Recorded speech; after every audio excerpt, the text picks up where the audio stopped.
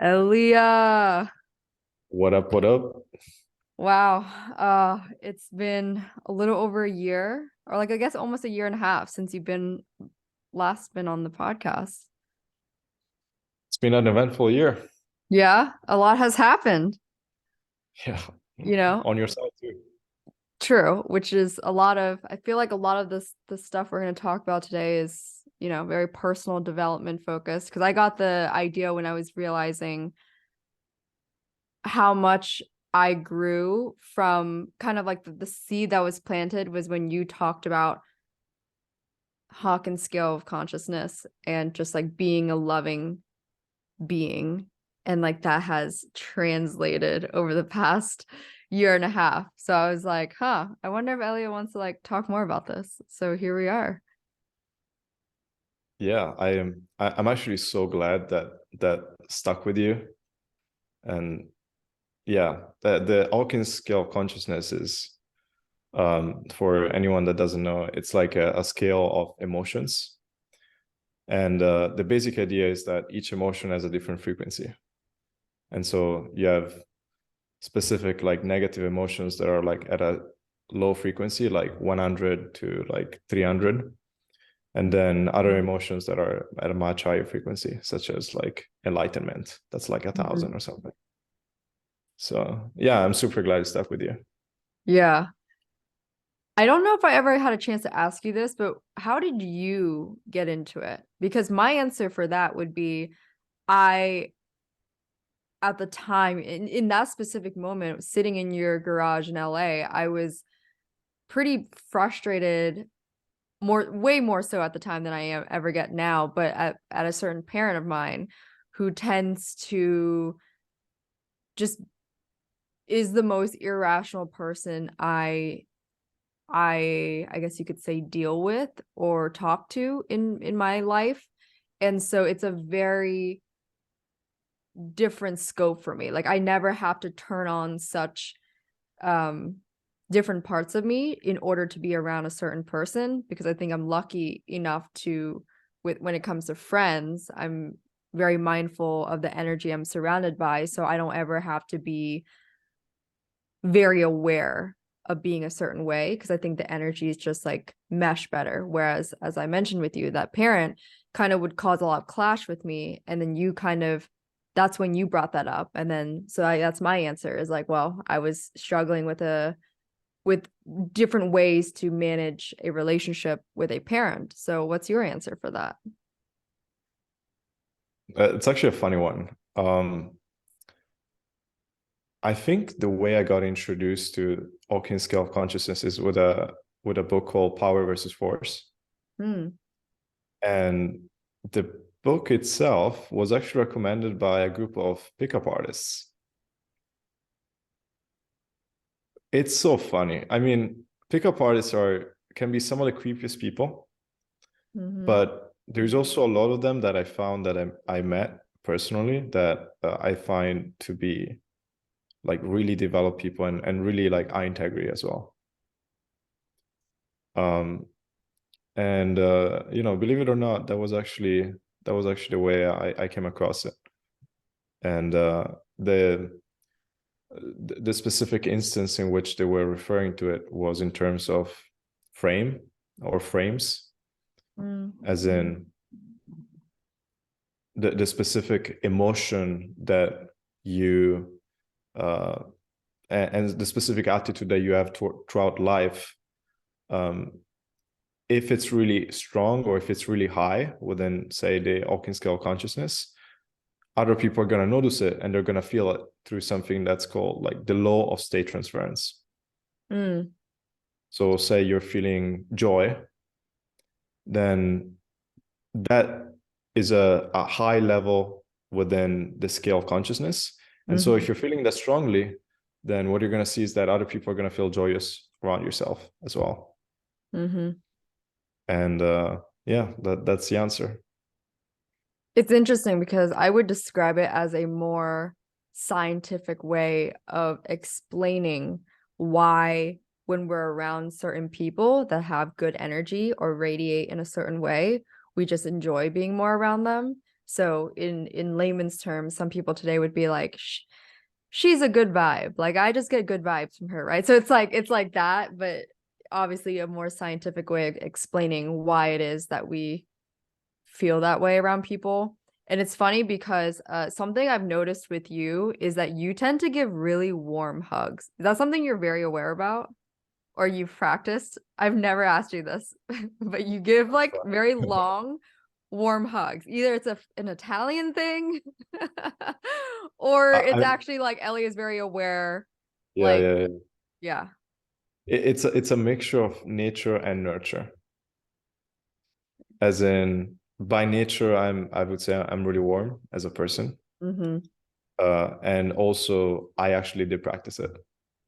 Like I literally, there was a time in my life where I went on forums and I searched like, how can I get people to like me more? Yeah. And one of the things was like, this is like how you hug well. And it's like you hug someone and not too tight, but also like tight enough that like they feel it. And then it's like uh there's this thing that it's kind of weird, but I found it works for me. And it's like you want to give like a specific, like a constant level of tightness, and then have like 1 second where you go slightly tighter for like just 1 second. And then what you do is also like you slightly like raise the other person, especially if it's a girl, then Elliot, have you pulled this on me? Fuck you. potentially. No, I don't think so. It's like same level of pressure, then 1 second of slightly tighter, and then you raise the person slightly to your level in a way, like very very softly and with eye delicacy, of course. But yeah. Mm, interesting. No wonder your hugs are so long. I mean, it takes 10 seconds to proceed through that whole process. You're like, Well, okay, next I'm gonna do this. Okay, 5 seconds. to All be right, one. fair, I'm not a psycho, okay? Like I know, I'm I know. not thinking about this every time I'm hugging someone. Yeah. But I think it's useful to like have that in the back of your subconscious, Mm-hmm. just as a way to like just remember, and it's going to give you a direction, and that direction is useful. And it seems like other people perceive it. Yeah. And that's why it's interesting to me because when I think about, especially more so in the past 6 months, but I've been thinking about how I want to show up more just simply as a loving being.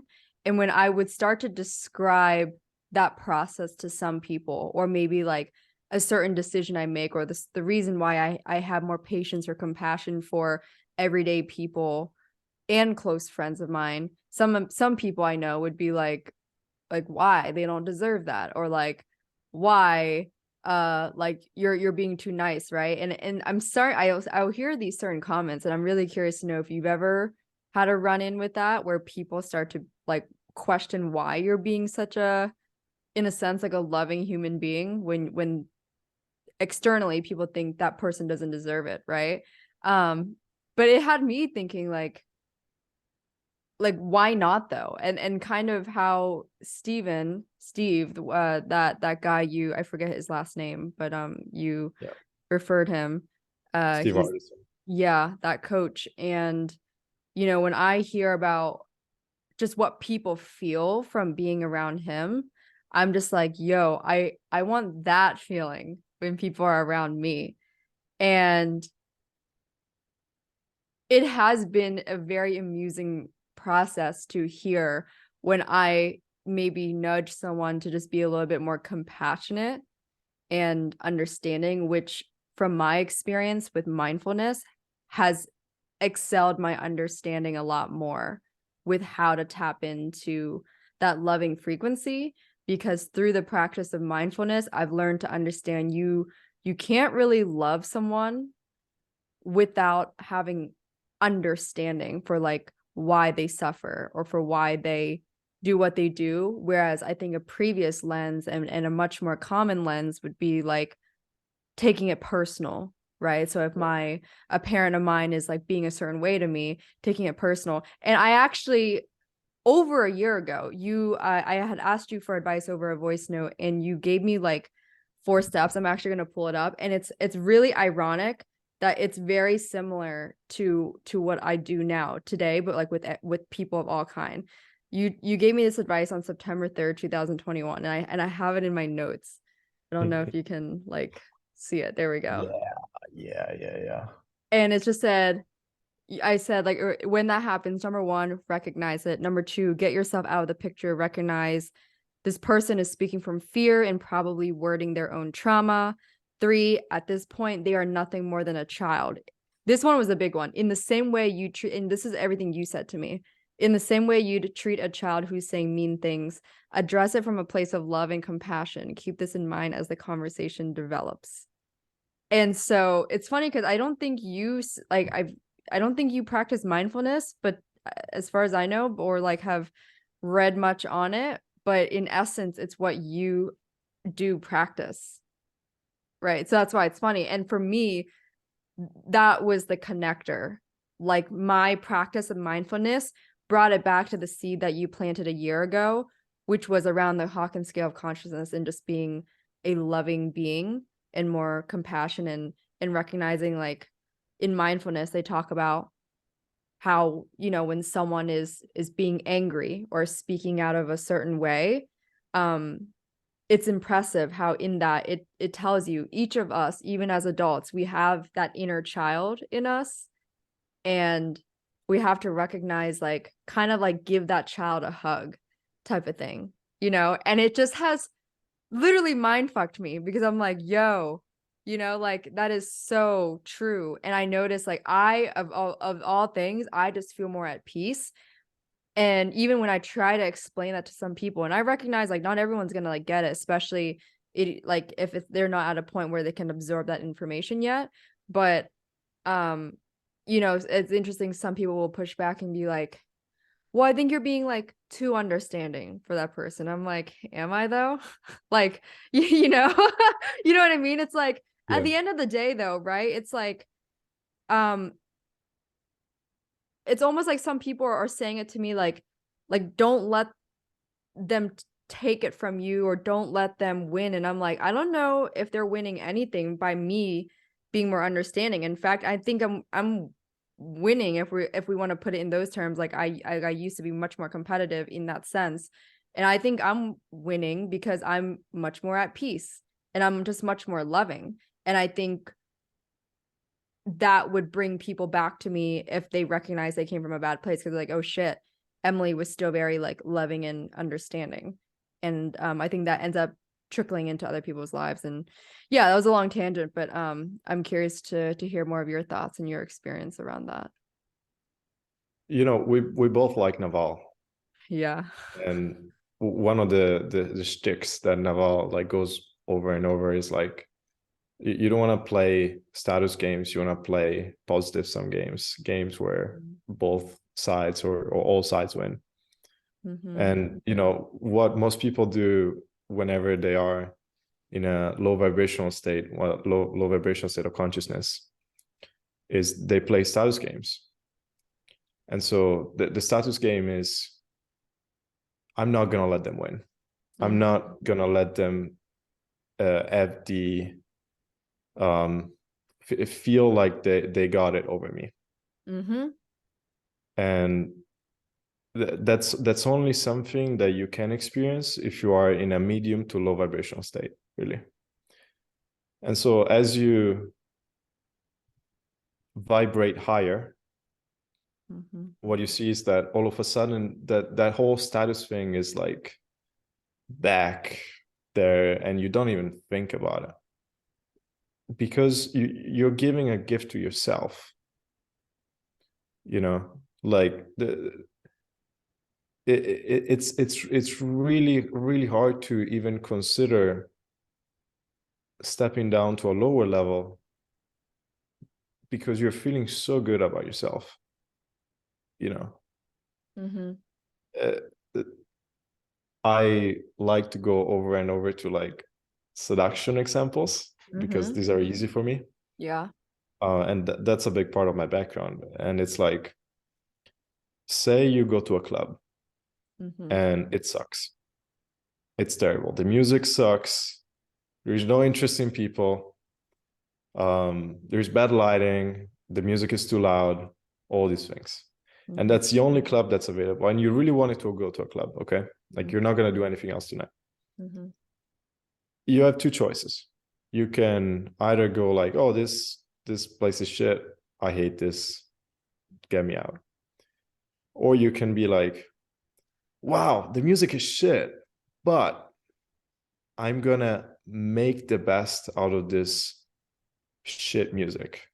Mm-hmm. And then say you are out there with friends. You go like, man, the music is so shit. I'm just gonna like step into it 100%. Mm-hmm. You know, you could be passive to it. You could be like, oh fuck, the music is so shit. Bro, the music is so shit. We are actually gonna like sink into this shit music. You know, Uh-huh. we're actually gonna like dive or like put everything that we got that's like presence and that's self-amusement into the into the situation, despite of how shitty that might be. Mm-hmm. And yeah, that's uh, to me that literally made for some of the best nights of my life. Literally, just actually, literally, this concept of self-amusement. Mm-hmm. Mm-hmm. Mm.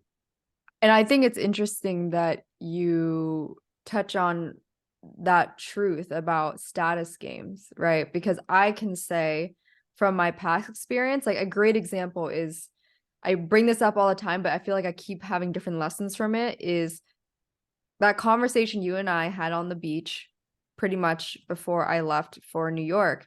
And at the time, I was struggling, which is so crazy because that dating fling was actually only 2 months. But I was so in my head about it and was so like trying to make a decision and be decisive about it because I subconsciously didn't want for whatever like thing I thought I was winning or losing, didn't want like to lose. And that for sure, I mean, I've already had that as like a problem per se from a long like childhood because I was a competitive athlete. And on top of that, it wasn't healthy that I had a tendency to always win, whether it was luck or skill or just both. Like I had that consistency in my life. So then the shock to my system of ever losing was a big shock. Like to get second was like, this is like this medal exists. Like I know, and it's like weird, right? So, but no, it's crazy because like that's what made it like more like ooh, like to me. Whereas to some people they'd be like, what's so bad, Emily? Like you got top 3 or whatever, right? But like it's kind of, I mean, it psychologically makes sense when you've never experienced it. Suddenly it just hits you harder. But I think because of that, it's parlayed over into dating where I mean, that one was like a different scenario, but I think even that though, when I was trying to either like move on because I wasn't really getting the best vibe or like just let it play out, I was trying to make a decision regardless before seeing anything play out because I just didn't want to lose some sort of, I don't know, status game that I was playing, you know? And it's really funny because I think that I see that a lot, even in very recent conversations with girlfriends who are in a relationship or in the dating process in New York. And, you know, I'll kind of share them my process with my current ways of being compassionate towards a partner. And they're like, I don't know how you handle that, Emily. Like, that's so mature what you're doing. I'm like, well, like, how are you handling your situation? And they're like, you know, I'll give you an example, and I'll probably publish this far enough from the time this has happened. But the other day, my friend, she wanted her boyfriend to call her, an Uber to his place because she was out late at night, and he was like, "Okay, come over," and she's like, "Okay, call me an Uber." And the Uber wasn't the issue. It was clearly very much that he wasn't very assertive, like, "I want you here." he was like making a comment saying, I want you here, but he wasn't like very forward about it. And in past times, I could say I've been annoyed when someone's not forward about where they want me in their life. And this is her boyfriend. And later on, she ended up getting upset with him. And because he wasn't forward enough about getting her to him to show like, I really want you here. He wasn't really expressing that in the best communicative way. So it made her flip a switch where she was like, I think we need a break. So that's what I'm saying, Elia. Is like, I'm around a lot of women of my age and different age demographics where I hear these insecure tendencies where that might, like, I'll tell you that the stories of that girl Tinks, the influencer that maybe a lot of listeners actually like her a lot, to be honest. And I think she gives relatively good advice, but to be fair, she's giving it from a woman's perspective. She's giving it from dating in American society only. And what's great with talking with you is like, obviously a lot of guys I have dated, especially in the recent year and a half, is like mostly foreign. So cultural differences play a part. And when I share that with you and you're like, oh, that's very interesting, like he has similar, viewpoints or tendencies as someone else I know that's also from a similar country, whatever. And that plays a big part. Like American dating is very different than dating in some parts of Europe. And that's just a fact. And so to generalize, I think men and women without that kind of context is so terrible and can leave women doing, yeah, I'm gonna go buy some flowers and lay the fucker to rest and have a funeral and move the fuck on. Like that is a lot of advice women are having, right? And I used to fall for that because I'd be like, that's right. I don't wait for men, or I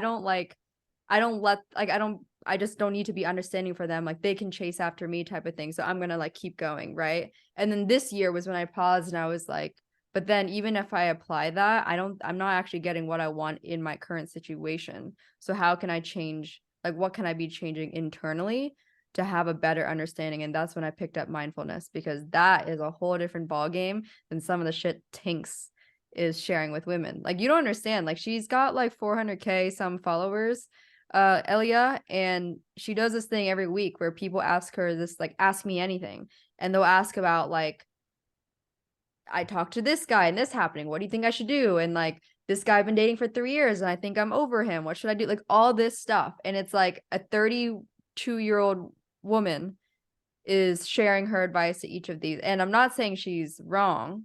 I'm just saying that, do people recognize her viewpoint is skewed?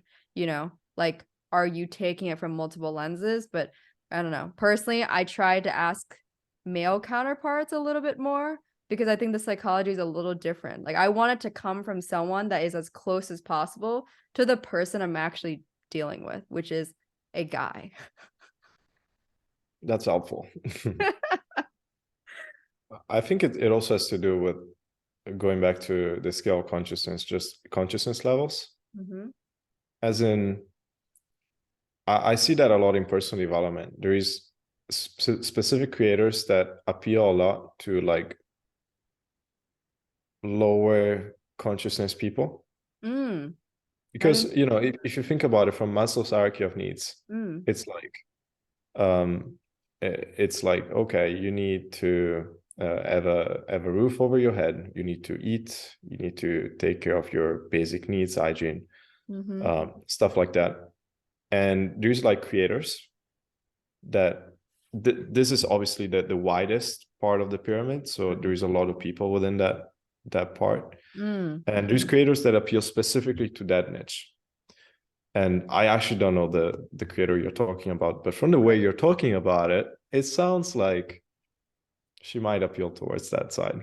I would actually say that's 100% accurate. And for listeners, I want to preface, I'm not talking shit about her at all. I just think that maybe because I view things from a different lens, or maybe in your explanation right there from a maybe more higher consciousness level, I get a lot of question marks in my head when I read some of her responses, because I recognize a lot of these women who are taking her advice are probably taking it at complete face value. This is the answer.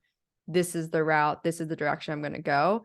And that's where I'm like, oof, you know. And again, I don't believe there's black and white, wrong, right answers in life. I believe though that you have to understand how, you know, when a decision, if that's aligned with you, and also if that's also part of your core values and the way you want to live life. And I don't see that also being combined in the thought process of some of this.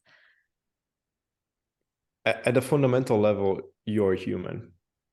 Yeah. So there is like machines that work in like zeros and ones, pluses and minus. And so it's a very black and white thing. And then we have humans, and humans are not zeros and ones or minus and pluses. We're not black and white. We are so complex, so incredibly complex. And so I think, especially when it comes to personal development, which is, you know, the process of you developing as a person, as a human, it's particularly useful to think in terms of, this is directionally useful for me at the current state that I find myself into. Directionally, because it gives you a direction to go towards. Useful because it's useful to you. At the current state in which you find yourself into, because that is your current state, you're able to recognize the fact that it's a temporary state or a temporary circumstance in which you find yourself into. And so as you course direct the path that you're taking in life, and you take personal development advice from people, take that always with a grain of salt, realizing it's only going to be relevant to you for a specific amount of time, and it's not the end all be all. It's, can make it useful, you know, use it, and then when you're out of it, you're out of it. Stop it. There's going to be something else later that you're going to need, and it's going to be useful to you. You know, I feel like as you were saying that, I feel like a common, and I'm intrigued to hear your thoughts on this, because you would be like an example of a guy that could be on the receiving end of this, where women, especially if you're dating in America, women may have this kind of context where, like, for example, some girl might submit a question like, oh, you know, he hasn't talked to me in 2 days, or he hasn't been responding as quick, or whatever the fuck, right? You're like laughing, like, oh, here we go. Yep. And I can certainly say in the past year, but especially honing down on the past 6 months, I have come to realize a few things about that. Number one is that it's actually not personal at all. It really isn't. Number two is that it doesn't like mean as much as you like think it does. Like, I don't think there's any like marginal significance on how that person really feels about you. Like, I feel like today's texting culture is like, if he took a day to respond, like put him on the back burner, you know, like all this kind of stuff, right? But then even that, like, the one thing, the biggest one for me is in my practice of mindfulness, it talks about how often we have misperceptions, and how often when we believe in those misperceptions without gaining clarity or asking questions to resolve that misperception, we basically fuck ourselves over by believing in that misperception. So a girl might be like, wow, he didn't respond to me for a day or 2 days. I feel like he's starting to ghost me. Like, this must mean he doesn't like me. And then they start to act on that belief, right? So then they start to like give off that energy that's probably unappealing to this guy. And maybe, again, hypothetically, something was going on heavy in his life that he just could not communicate in those days. And that's for me where the mindfulness biggest shift for me has occurred, is I realize, like, even for you, and it's crazy, right? Like, I talk to you relatively frequently, and sometimes like you don't respond to me for a few days, but I let it go. I'm like, look, he's got his life, he'll respond to me when he needs to. And I've applied that in kind of all, even close friends, family, and like partner, because I think that when we like hold on too tight to this belief, like they need to be responding to me by a certain period, or this means XYZ, we just fuck ourselves over so much. And I'm just curious to hear too, because I like if you've ever dealt with that where maybe you're not responding, especially you, because you have a whole structure usually of like being off your phone between certain hours during from like Monday through Saturday, if I'm not mistaken. Um, you know, you probably have like your phone on even on like do not disturb. You know, so I'm very like aware of that. And I'm sure like some women though, if you were like just starting to date them and they have no context of that, they'd be like, wow, Elia just like doesn't like me that much. Because if a guy really likes you, he responds to you as soon as possible. So I'm just curious to know what you think of that. Like I'm just proud to say that I really take it with a fucking grain of salt, because I'm like, look, we all have our own lives, and I've shot myself in the foot by believing in these misperceptions for a long time. But from my observations, I do believe that a lot of girls tend to believe in these misperceptions. Sometimes is often pushed by like other girls telling them, oh, he's not responding to you, like next who's on the roster. Like that's just how it is. And I'm like, guys, like hold on, like look from their perspective. I don't know. Yeah, just curious to know your thoughts on that. I feel like every point within this conversation always leads back to the same old thing, which is consciousness. And it's like, so I feel like it's so important for women specifically, because the all these things that you're describing when it comes to like the guy not answering in a certain amount of time, or not giving the right signals all the time, all of them are signs of someone that feels, you know, you could call it impatient, or, you know, that is dreading the specific way they're feeling in a specific moment. And someone that maybe doesn't, and this is obviously me speculating, but maybe doesn't quite feel 100% without having things being in a specific way. And so the I mean, the only answer that I see to that is actually internal. It's not external. As in, you know, getting as cliche as you may, like getting into the present moment, and, you know, trying asking yourself, what is wrong about this moment? You know, like there's nothing wrong about this moment. You're alive, you're fine, like life is good. That is one of the hardest things in life, in my opinion. And it's the thing that's always going to be there, unless you work really hard, and you might get enlightened, which I certainly hope we all do.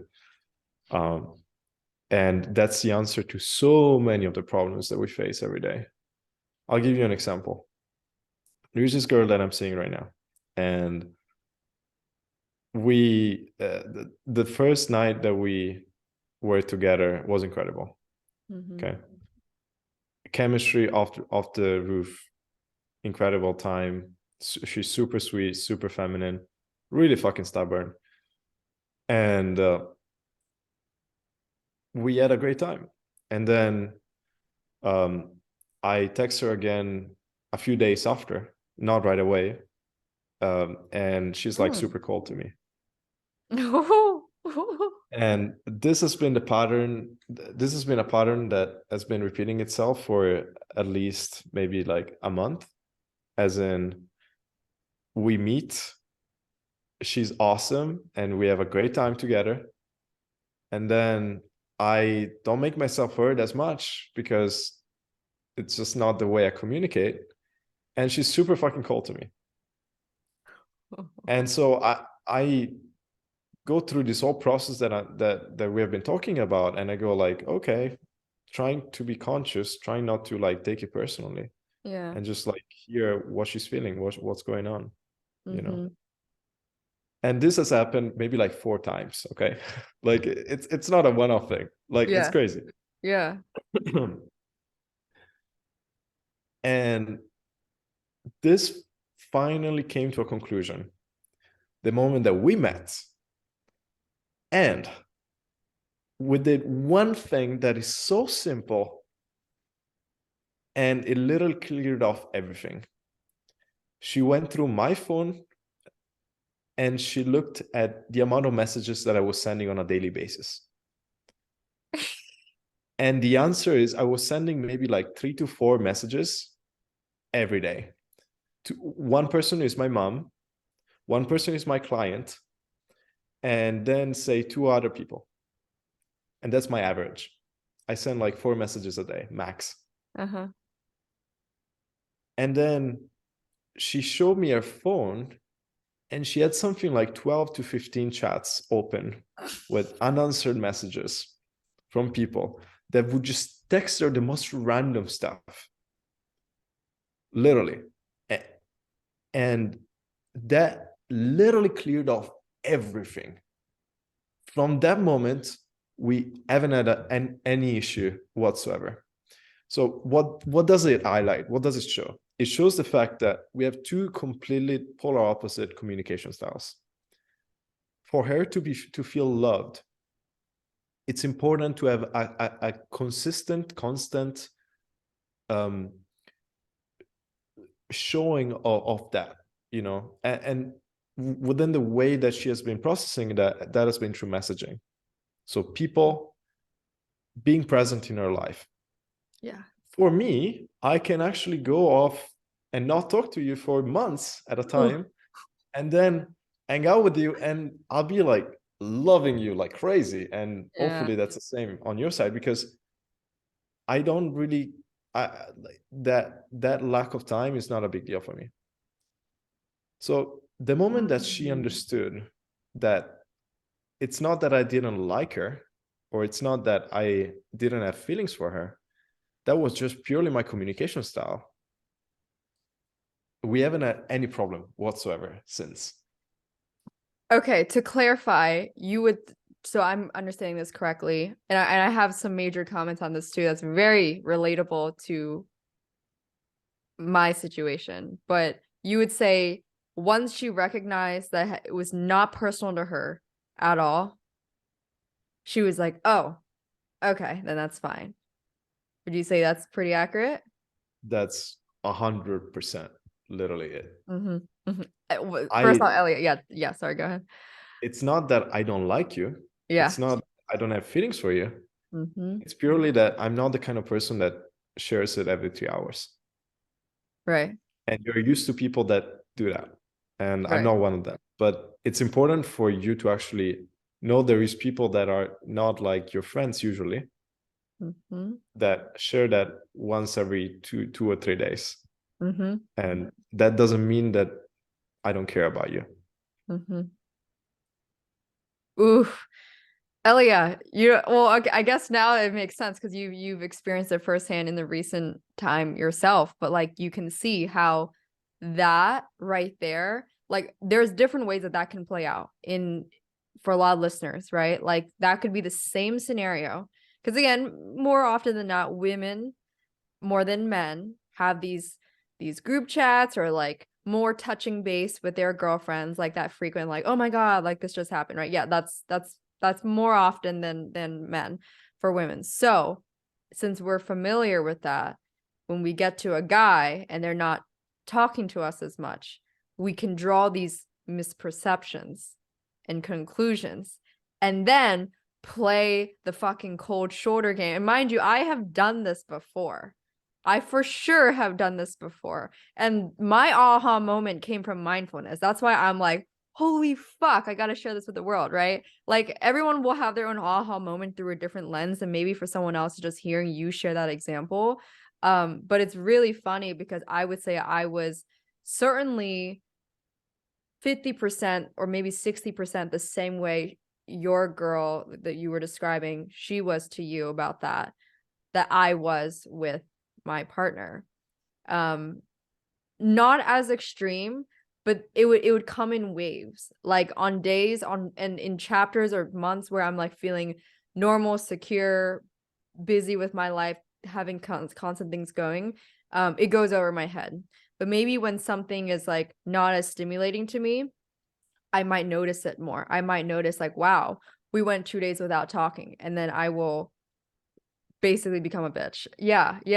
And that's where I was catching myself now in hindsight, like, yo, because to be fair, that's how something is kind of like blew up in many ways. Like, it was that pattern of me acting on the misperception, right? Like, so luckily in your case, she was, being cold to you in person, and it sounds like you guys, like, you, again, because of your level with your own personal development and your knowledge, you were able to ask her, like, hey, I noticed this. I'm assuming that's probably something along the lines, like, you were able to communicate that you noticed it, and then it finally came out. Whereas that's the issue, is like, not many people even get to that point, Elia. Like, not many people get to that point where it was like, oh, most people end up playing this little game of like, well, you're going to be that, well, then I'm going to be this way.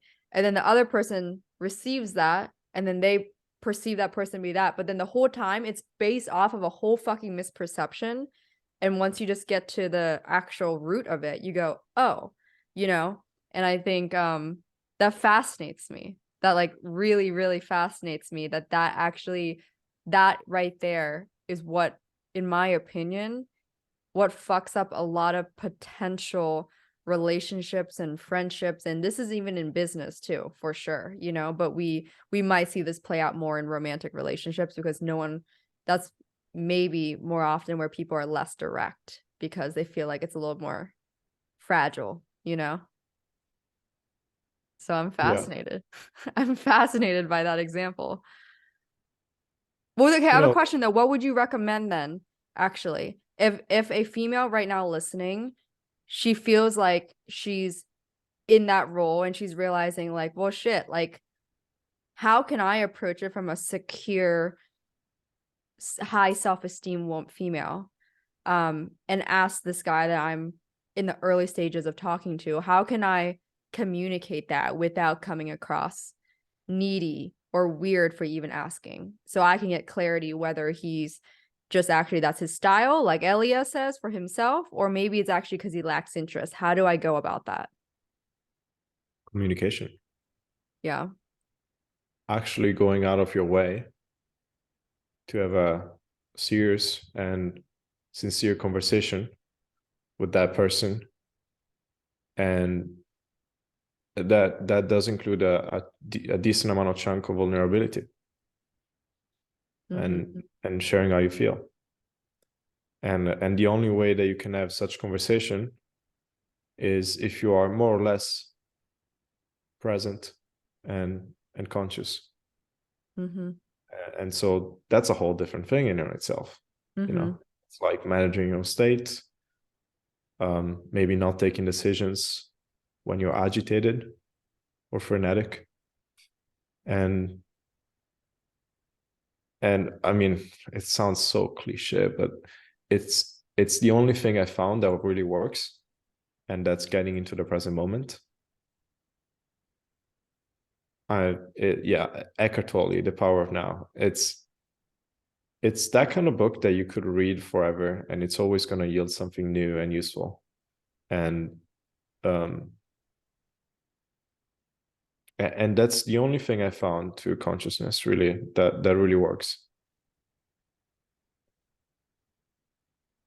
Being present, staying present, that's been huge for me as well. Actually, it's weird, as you were saying all of that, I'm like, I feel like Ellie and I have been on very, very similar wavelengths in the recent months. I did want to shift a little bit of gears, because I want to pick your brain about this now that it's been you know more time that has passed. But you went through a breakup, I guess, what, maybe 9 months ago, Yeah. about. And as we all know, breakups are usually pretty tough. It ranges, it's on a spectrum. But I wanted to hear your thoughts on maybe two parts.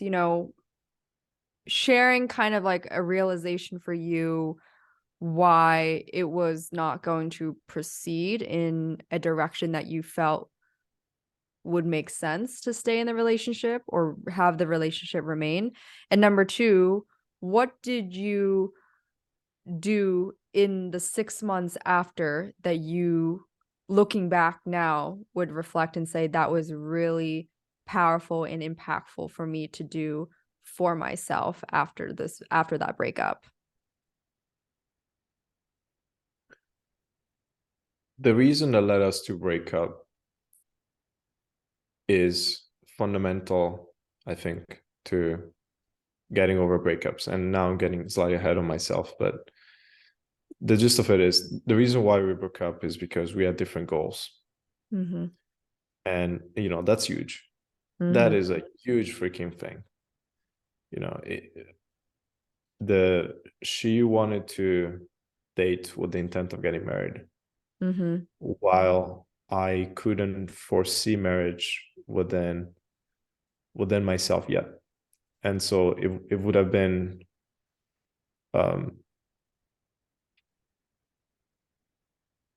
it wouldn't be unsincere on my side to date with that agreement.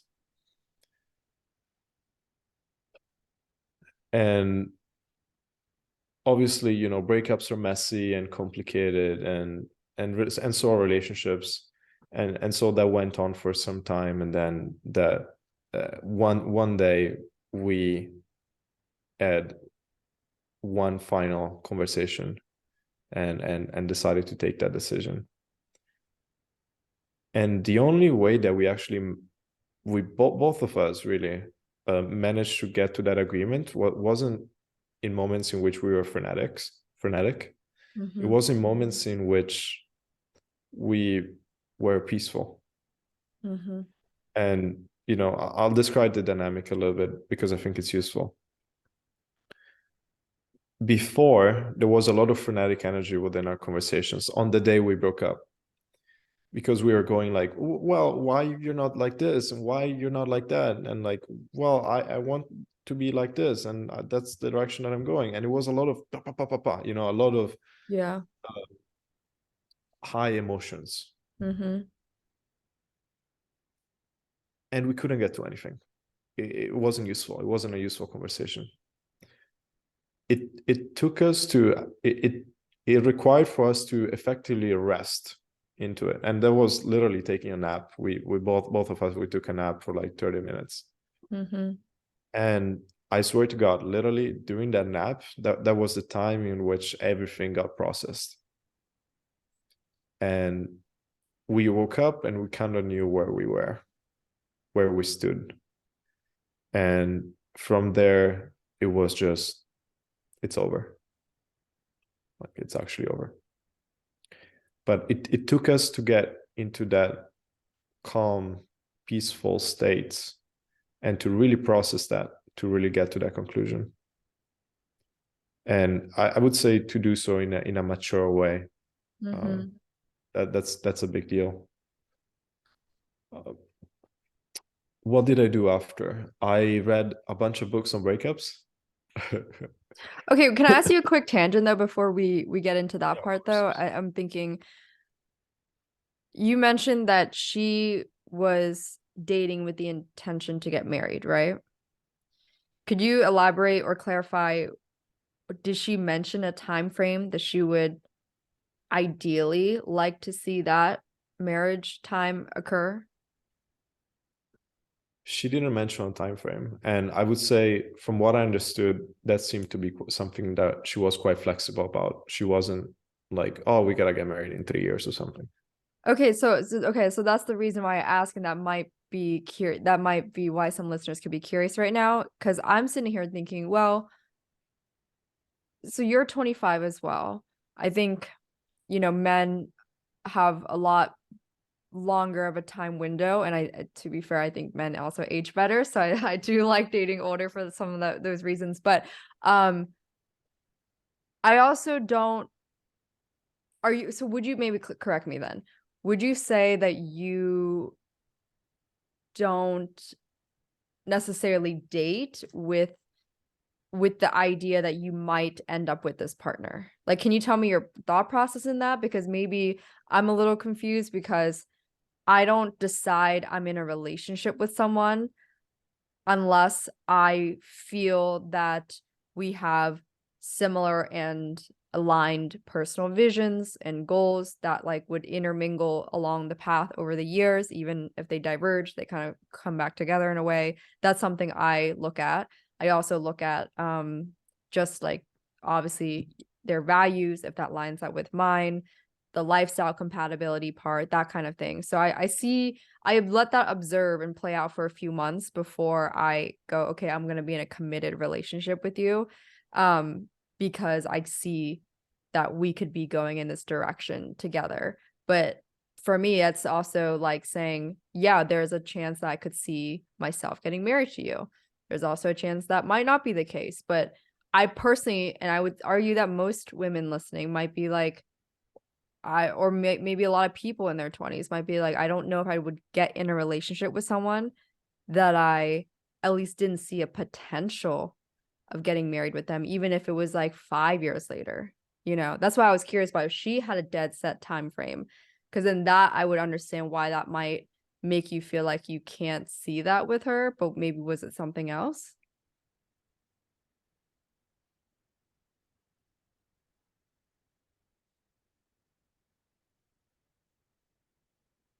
I think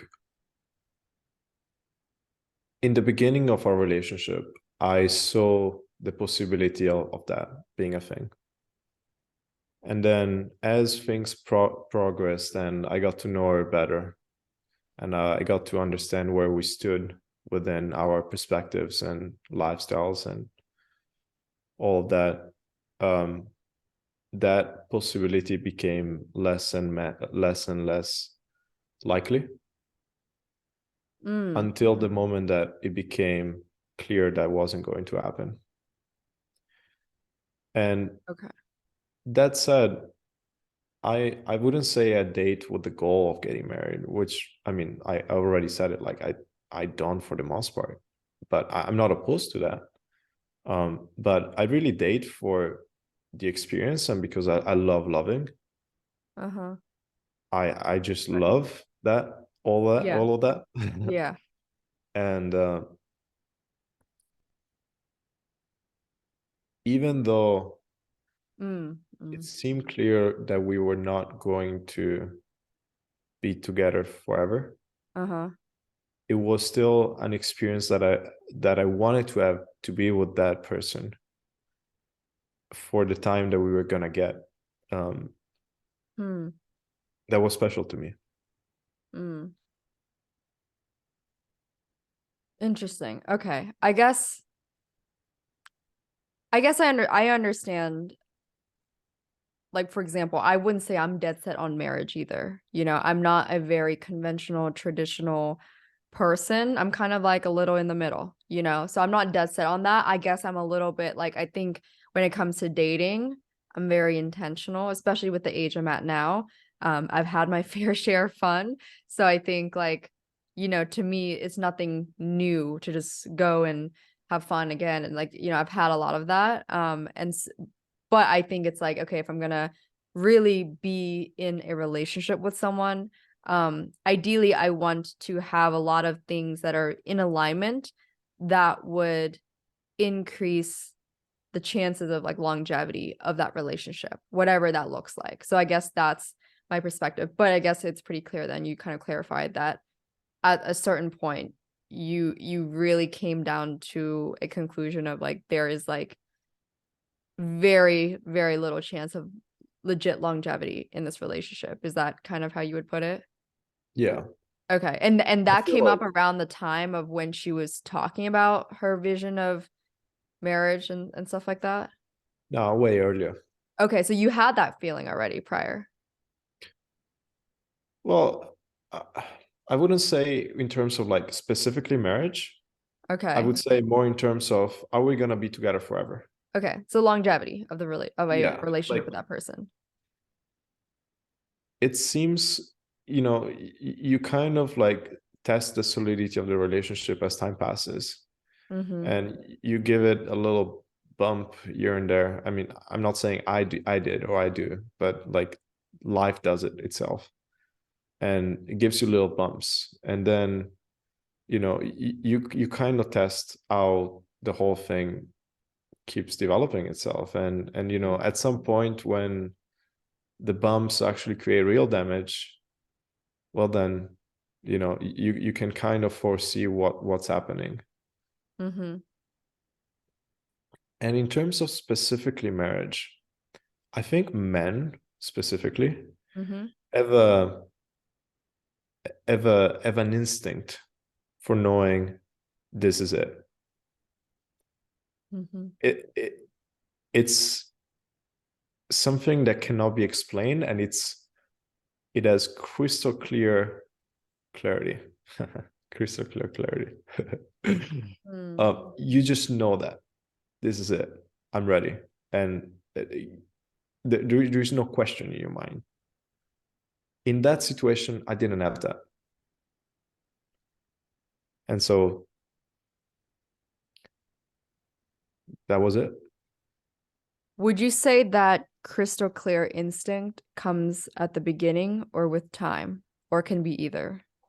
Either. Interesting. I heard the story of my friend's dad. Mm-hmm. Her dad effectively saw her mom like outside. Yeah, I think he was walking, Mm-hmm. and he saw her, as I think she was in a building or something, and he saw it through a window. Mm. And the way that my friend described the situation, she told me dad knew exactly from the moment he saw her that he was going to marry her. And they had never spoken. They knew nothing about each other. And dad kind of just knew. And turns out he actually talked to her, and she was engaged to someone else. And despite of that, her dad just had this complete certainty and just straight up confidence that no matter what the situation was, he was going to marry her. And that literally was the foundational force behind them getting married. I'm at a loss for words right now. I'm like, what? Well, can you share some details? Like, did she break off the engagement then? Like, how did, or did Yes. she? Yeah. Okay. She broke up the engagement. She broke up the engagement because whenever someone has that level of certainty, I'm gonna marry you, and there's nothing you can do about it. And I obviously I don't mean stalking. I don't mean Yes, anything yes, yes. criminal. Yes. It's just that level of complete certainty. I know this. I know that it might look weird, it might sound strange, Mm-hmm. but I know this is it. This is what's going to happen. Whenever someone has that kind of level of certainty, if it's intoxicating. You're just going to move mountains and rivers to make the whole thing happen. And it did. Now they got a family. They're really happy, been together for I don't know how many years. Mm. It's fascinating. But I would argue not a lot of men actually have that kind of instinct feeling like that. Like when you just look at someone, obviously that's like, that's a 1% thing. Um, I would say real men do. Real men do. Just by looking at someone, like love at first sight. It doesn't need to be right away, but the moment that it hits you, Okay. I was saying it, not the right away part, but like, okay, elaborate on what you're about to say. it can be in the first day, it can be 20 years after you've been dating. but the moment it hits you, Okay, okay. then it's game over. I see. I see. But there is most of the time for men, you're saying that there is just this like overwhelming instinctive feeling that this is the one. I wouldn't say that's the case for most people, actually. I would say that's pretty rare. But it only It, happens to men or it happens to women as well. I think it happens to women as well, but in a different way. And I wouldn't be able to describe it because I haven't looked into it. Okay. Um, because I've selfishly observed men specifically within this concept. Right. But yeah, I think it happens to both sexes. Yeah. I agree with that too. I think it's intriguing to hear from a male perspective on what that instinct feeling feels like for a guy. But you would say that it doesn't always happen for people. No, I would say it happens pretty rarely. I mean, most people go into relationships that they are uncertain about and kind of like go half-ass it Okay. because there is no better option and they feel alone and Oh, okay. they feel like they have to. Yeah. Okay. Well, I guess yeah, I would say I'm luckily, and I think I could say the same for you. I don't think we put ourselves in that situation as often, or at least from our conversations. But I think with that being said, I think luckily I don't, at least in again in the past year or so, I don't think I've attracted those types of partners to me either. Like the type that just like wants to date because it's like the sake of having a relationship kind of thing. I mean, that shows within your relationship. It's Yeah. just the way that you're going about it is very, very much long term Mm-hmm. and with a vision, I would say, despite of the fact that there might not be instant gratification right away. Yeah. It's a weird, I would say like in my personal situation, it's like a weird instinctive feeling too, but it has like no logic to it, but it's like very strange. So that's why it's like interesting. But okay, quickly share though what you did preceding your breakup. I know we went over a little, but Oh yeah. maybe like name the two things, one or two things that you can focus on that you really feel like had a marginal impact in your life that you think that if other people applied something similarly, that they could also see positive change when they're going through that kind of emotional adversity.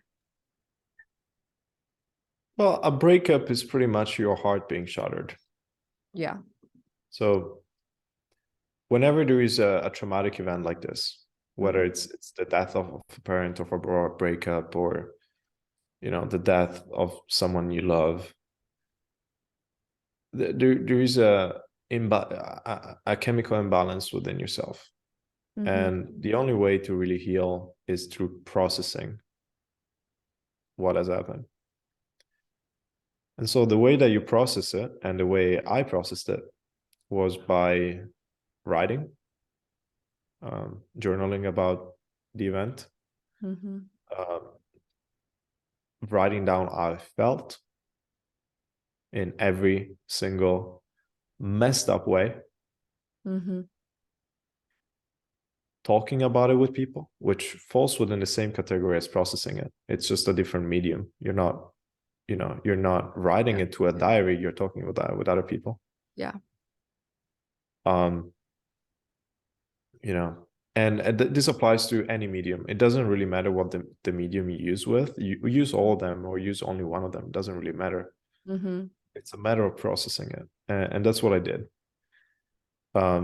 I also happened to read a few books on breakups because I thought they were going to be useful into me recovering. Mhm. And one of the things that I think was most useful for me was point number one: not continuously reminiscing over our memories. Although it felt great in the moment to think about how lovely it was to spend time together, And all the little things she did, and all the things that I saw that reminded me of her, that wasn't useful to me recovering. It was only bringing back old memories that felt awesome, but that were not useful to me actually getting back in pieces, getting back whole. Mm-hmm. And so being aware of that and not drooling, is that a good word in this context? I don't know. Drooling within old memories. Mm-hmm. That was useful.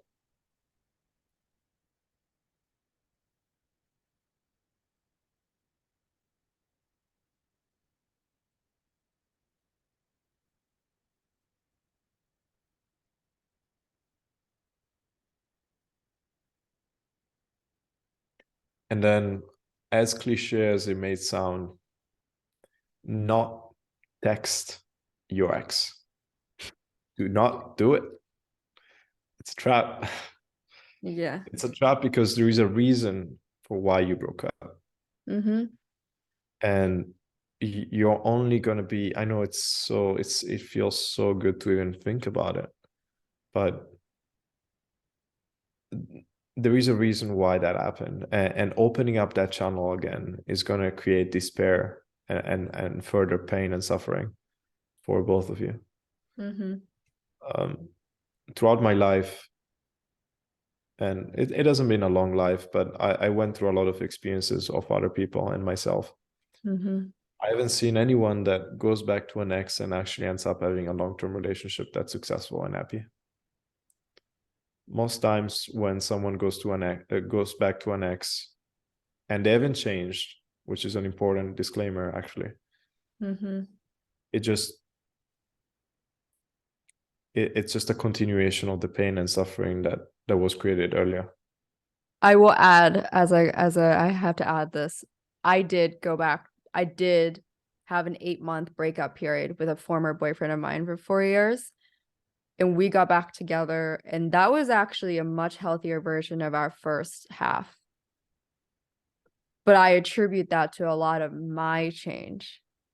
And then after a year and 9 months, so almost 2 years of that sex. So we dated a total of 4 years, all of college.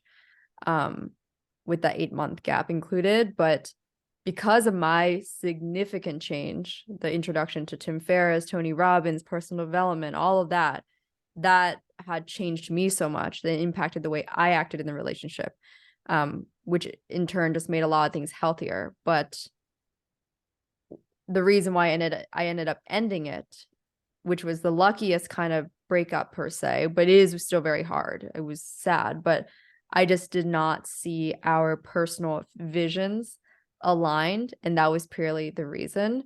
I loved him, but I was no longer in love with him, and I felt like my significant growth because of the pain I felt in the 8 months after he initially broke up with me, I grew so much. I'm not sure if he had the same need or push to grow as much. So I like that you added that as a note that without that change, it probably comes back to normal. We didn't come back to normal because I had changed and he was fine. He didn't have like crazy like habits to work on per se for relationships, but that also contributed to like the way we envisioned life then. I saw things a little bit bigger and he kind of remained the same in that regard. So that played out after 2 years. So in that sense, that's one of the times where I was really glad I didn't listen to other people, where I was only 20 years old, but I more or less kind of pursued him. Even though he broke up with me, I kind of tried to pursue that because instinctively something told me that the chapter of that relationship hadn't ended. But I think that would be also wrong if I was coming back and I was still like an unhealthy person, unhealthy behaviors. And I think he probably wouldn't have gone back with me if he saw that too, because I think he saw the change I made and he was like, okay, I do want to see where this goes. So just adding that as a disclaimer. Yeah, I think it's super important. And what I said when it comes to, I haven't seen most people whenever they wake up and they come back together, that usually ends in misery and despair and sadness. This is very much a black and white statement for the most part. And it's, as we talked about the beginning of the conversation, black and white statements are always going to be wrong. That is, it's directionally useful. Keep that in mind. But you never want to apply that and take that as the holy grail of truth, because it's not. And therefore, yeah, it's I really appreciate you adding that on top of it. Yeah. Shit, where were we going with that initially though? I feel like I came in and fucked up your flow there. What I did to... Oh yeah, just not texting the ex. Okay, so that was one of them. Yeah. Yeah, especially especially in my opinion, if it is a black and white, like there would be no reason to come back together.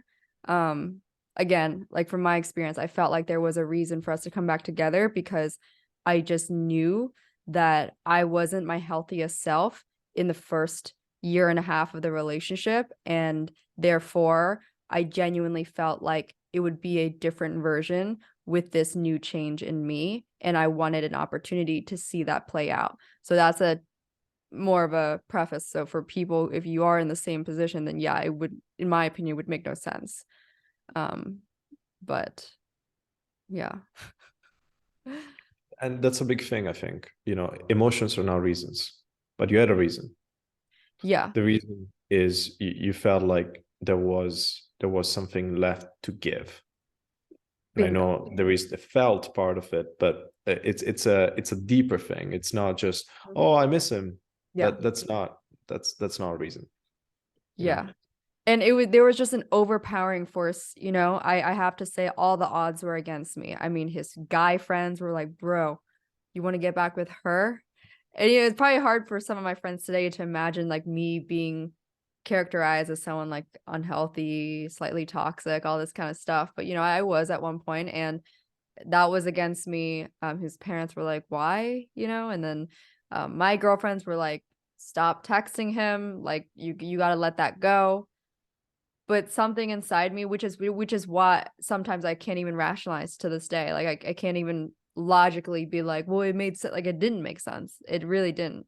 But just to me, yeah. I'm super fucking proud of your improvement and your development as a person. Like, I can foresee a time in your life in which you were like toxic-ish. I mean, Yeah. Like, I don't know, like I think I can kind of see that in the rear view mirror that's slightly foggy. Yeah. But like I kind of see that. And gosh, you have gone so far. And I mean, just listening about your last few months and you tapping into being more loving and the change that you're making in the world because of it is just freaking mind-blowing. So like props, like major freaking props to you. Thank you, Elia. I appreciate that. And I mean, it obviously helps to have friends that value this kind of growth in life too. Because, you know, you're in Italy right now. Obviously, for those who have listened a year ago, we were recording in person in Los Angeles, where we both lived, but now you're currently in Italy for the time being. So it's kind of crazy how from Century City Mall to like here we are just talking about personal growth and being loving human beings, and yeah, just being able to chat about that with you, and just the voice notes I send you is like helps me, because when I hear it from a different framework, it's like clicks, you know, like it literally slowly releases the wrong misperception, the unhelpful belief that I might be holding. When I hear from something, it clicks. I'm like, oh, and then the shittier one drops, the healthy one kind of clicks in my head. So it helps too to have friends like that. Kind of a side note. Did I tell you about? Did I tell you that I met Steve Artisan? That you what? I Oh, met Steve no. Artisan. No. Yeah, I did. When? I know you met Naval, Yeah, but I met Naval, but I also met Steve Artisan. I didn't know Um, that. that was, God, this is so intertwined, but it's so beautiful. I met him in, I think it was February or January 2022. Mm-hmm. I think that was before, after, yeah, definitely after we had that time in my garage, Mm-hmm. here in my garage. Well, Mm-hmm. you know what? I like knowledge. Okay, sorry. Um, anyway, um, I went to the first ever event that Steve Artisan hosted, which was called the Ultimate Experience. It was in Phoenix, Arizona, with Mm. my ex, Oh, and we literally drove from LA to Phoenix, which was, by the way, freaking beautiful. yeah. It's a nice. And we showed up to the event. We got last minute tickets that were not available on the website, but moved some connections in, and we managed to actually get the tickets anyway. Huh. And literally, we park, go to the venue, walk in, and then I hear a loud sound behind me, and I'm there with my ex, and so we turn towards the entrance, Mm-hmm. and then you see this huge freaking guy. It's like 6'3" or something, and like 200 pounds. That's Steve Artisan right there. Mm. That's just hugging the heck out of people and just saying the most loving words to everyone, and just like, like really strong bear hugs, and just Mm-hmm. being such a, you hear these people, and they walk into a room and everyone starts looking at them, Mm-hmm. and they're so magnetic, and they seem to emanate a force out of them. That was him. Mm-hmm. Literally, he stops hugging other people, he walks in, and then he sees me, and he almost runs towards me to give me the biggest hug I've ever felt. Wow. And I go like, wow, like I like your book. And it's like, yes. And he looks at you in the eyes and he's like, yes. It, I mean, the whole thing is absurd and beautiful at the same time. It's really hard to describe because I'm only gonna be able to give you a glimpse of what the experience was, Yeah. but it was beautiful. So Wow. much incredibly pure and loving energy. Fuck. And that was just the beginning. Throughout actually the conference, the event, he was on stage and he was saying all these things. And I Mm-hmm. was looking towards my ex and I was like, I love you. Oh. And then I think I said it something like 15 times. And after time, I was crying. And it was literally like, event, Mm-hmm. my ex, I Mm-hmm. love you. And I was crying. And then event, my ex, I love you. Oh And my like, gosh. obviously not like this, but like really, really pure, beautiful, positive energy. Yeah. And it was so pure that the whole there was a magnetic field that was created within that room that everyone was a part of, just Mm-hmm. based on this incredibly high consciousness energy. Mm-hmm. At the end of the event, everyone was kind of like talking to each other, but it wasn't the communication wasn't verbal. Mm-hmm. It was purely love, purely emotions. Mm. You would say things to people, but the things you said didn't matter. It Mm-hmm. was the look that you had into your eyes. Mm-hmm. It was the purity of of of what you meant, really, not the words themselves. Mm-hmm.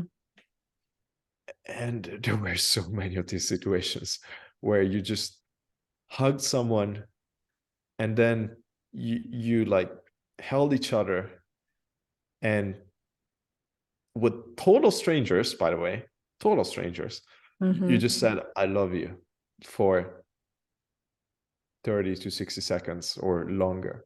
Yeah. And you meant it. It was not faked. It was Mm-hmm. obviously extremely intoxicating experience based on the situation, but the Mm-hmm. feeling was real. Mm-hmm. And it's only a feeling, that fades. Like, Mm-hmm. I cannot say I love these people anymore, but Yeah. in that moment it was real. Yeah. That's That's insane. that's powerful. Yeah.